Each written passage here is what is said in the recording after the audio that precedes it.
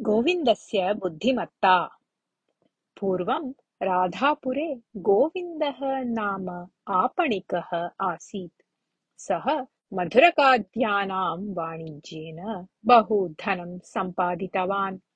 तस्य गीता नामिका एका पुत्री आसीत्। तां यः वृणोति सः गोविन्दस्य आपणस्य अपि उत्तराधिकारी भविष्यति इति कारणेन बहवः तस्य पुत्रीं परिणेतुम् अग्रे आगतवन्तः। गोविन्दः अपि स्वपुत्र्याः निमित्तं योग्यं वरम् अन्विष्यन् आसीत्। सुभाषस्य पुत्रः योग्यः अस्ति, सः गीतां परिणेतुम् इच्छति इति विज्ञाय गोविन्दः सुभाषस्य समीपं गत्वा तेन सह सम्भाषमाणः एवम् उक्तवान्। भवतः पुत्रः योग्यः वरः इति अहं जानामि, तथापि मया लघुपरीक्षा क्रियते। कस्यचित् साधोः मार्गदर्शनानुसारं मया भाविनः वरस्य कृते अस्माकं गृहे विशेषभोजनव्यवस्था क्रियते। भोजनसमनन्तरम् एव वरः मम पुत्र्याः योग्यः उत न इति विषयम् अहं सन्न्यासिनः अनुग्रहात् ज्ञातुं शक्नोमि इति। गोविन्दस्य वचनं श्रुत्वा सुभाषस्य यद्यपि आश्चर्यं जातं, तथापि पुत्रस्य प्रेषणेन कापि हानिः नास्ति इति मत्वा सः पुत्रं गोविन्दस्य गृहं प्रति भोजनार्थं प्रेषितवान्। गोविन्दः वरं स्वगृहं नीत्वा मध्याह्नपर्यन्तं तेन सह सम्भाषमाणः उपविष्टवान्। पश्चात् विशेषभोजनार्थं तं नीतवान्। भोजनस्य समनन्तरं गोविन्दः वरम् उद्दिश्य, भवता सह मम पुत्र्याः विवाहकरणं न युक्तम् इति मम भासते। एतं विषयं भवतः पितरं वदतु, अपि च अहं क्षमां प्रार्थितवान् इत्यपि वदतु इति उक्तवान्। गोविन्दस्य उत्तरं श्रुतवतः सुभाषपुत्रस्य यद्यपि निराशा अभवत्, तथापि अनन्यगतिकया सः तूष्णीं ततः गतवान्। अनन्तरम् आगतेभ्यः त्रिभ्यः वरेभ्यः अपि विशेषभोजनं दत्त्वा पश्चात् ते योग्याः वराः न इति कारणेन तान् निराकृत्य प्रतिप्रेषितवान् गोविन्दः। कदाचित् गोविन्दस्य आत्मीयमित्रं सञ्जीवः आगत्य, किं भोः गोविन्द, आगतेभ्यः सर्वेभ्यः वरेभ्यः भवान् भूरिभोजनं दत्त्वा प्रेषयन् अस्ति इति वार्ता श्रुता, कः विशेषः इति पृष्टवान्। तदा गोविन्दः हसन् उक्तवान्, यावत् योग्यः वरः न लभ्यते तावत् रहस्योद्घाटनं न करणीयम् इति साधुः उक्तवान् अस्ति।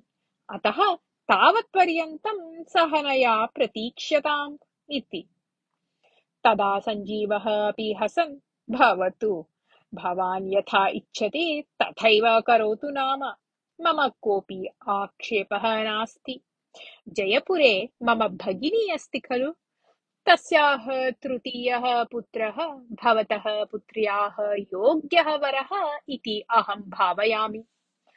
तस्मै अपि भूरिभोजनं दास्यति किम् इति पृष्टवान्। भूरिभोजनं तु निश्चयेन दास्यामि। कन्यादाननिर्णयः तु परीक्षानन्तरम् एव।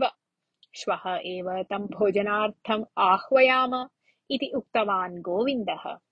तथैव अस्तु इति सञ्जीवः अङ्गीकृतवान्। पश्चात् तौ द्वौ अपि अनन्तरदिने जयपुरं गत्वा विषयम् उक्त्वा वरं भोजनार्थम् आहूतवन्तौ। वरस्य मातापितरौ यद्यपि आश्चर्यचकितौ, तथापि ताभ्यां सह पुत्रस्य रमेशस्य प्रेषणम् अङ्गीकृतवन्तौ। वरेण सह स्वग्रामं प्राप्तवान् गोविन्दः तम् उद्दिश्य, भोः रमेश, अद्य रात्रौ भवान् भवतः मातुलस्य गृहे एव वसतु, श्वः तेन सह अस्माकं गृहम् आगच्छतु इति उक्त्वा मित्रं प्रति, सञ्जीव, भवान् अपि श्वः एतेन सह मम गृहम् आगच्छतु इति निमन्त्रितवान्। सञ्जीवः अस्तु इति अङ्गीकृतवान्। अनन्तरदिने प्रातःकाले सः रमेशेन सह गोविन्दस्य गृहम् आगतवान्। आगतौ तौ प्रकोष्ठे उपवेश्य सम्भाषणम् आरब्धवान् गोविन्दः। बहु समयः अतीतः। तदा सञ्जीवः उक्तवान्, किं भोः गोविन्द, इतोपि पाकः किं न सिद्धः? मम तु महती बुभुक्षा इति। तदा गोविन्दः सञ्जीवम् उद्दिश्य, मित्र, कृपया क्षम्यताम्। भूरिभोजनम् इति कारणेन पाककार्ये विलम्बः भवन् अस्ति। अतः अधुना एकचषकपरिमितं क्षीरं स्वीक्रियताम् इति उक्तवान्। तदा रमेशः तं निवारयन् उक्तवान्, श्रीमन्, भोजनात् पूर्वम् अन्यस्य आहारस्य खादनस्य पानस्य वा अभ्यासः नास्ति मम। मम मातुलः इच्छति चेत् तस्मै क्षीरं ददातु कामम् इति। भागिनेयस्य वचनं श्रुत्वा सञ्जीवः अपि सङ्कोचम् अनुभवन्, मम अपि अधुना किमपि मास्तु इति उक्तवान्। अर्धघण्टायाः अनन्तरं भोजनार्थम् आह्वानम् आगतम्।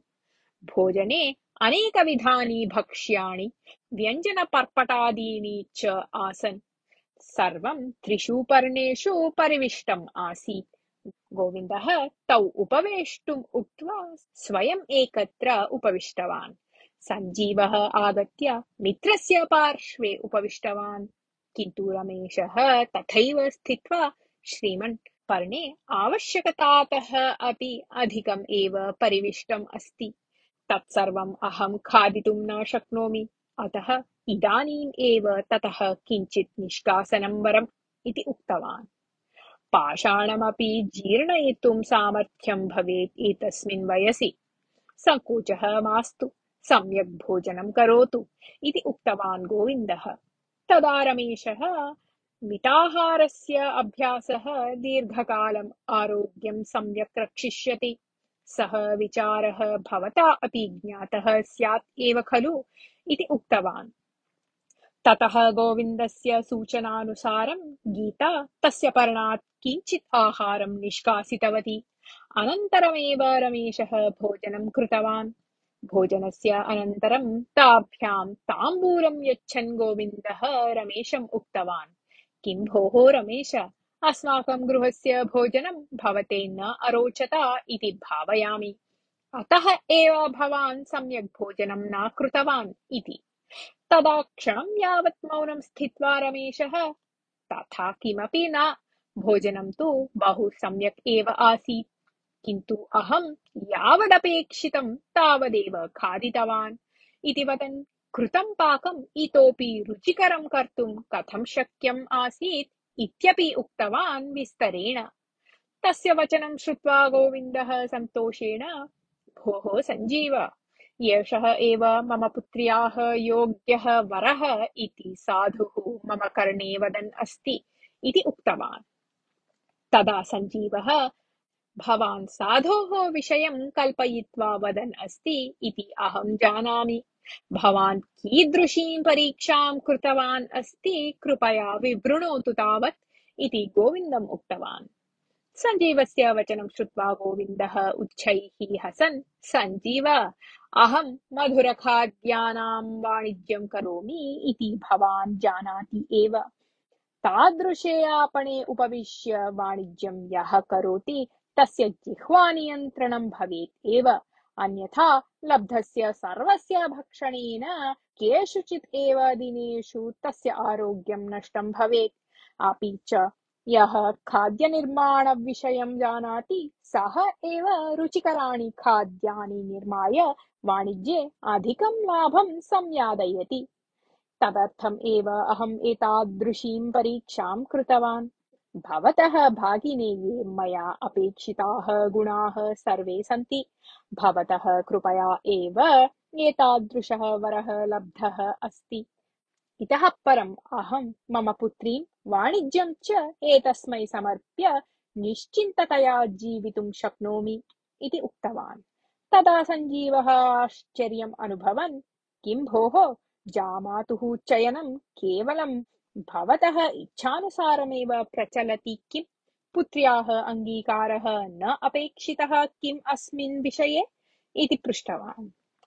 तदा गोविन्दः उक्तवान्, भवन्तौ यदा भोजनं समाप्य बहिः आगत्य उपविष्टवन्तौ तदा एव अहम् अन्तः गत्वा पुत्रीं पृष्ट्वा आगतवान् अस्मि।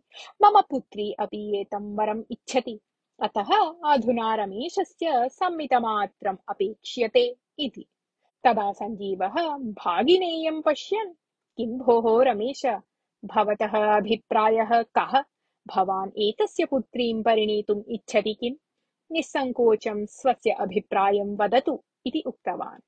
तदा रमेशः, गोविन्दवर्यः तु योग्यरीत्या निर्णयं स्वीकर्तुं समर्थः अस्ति।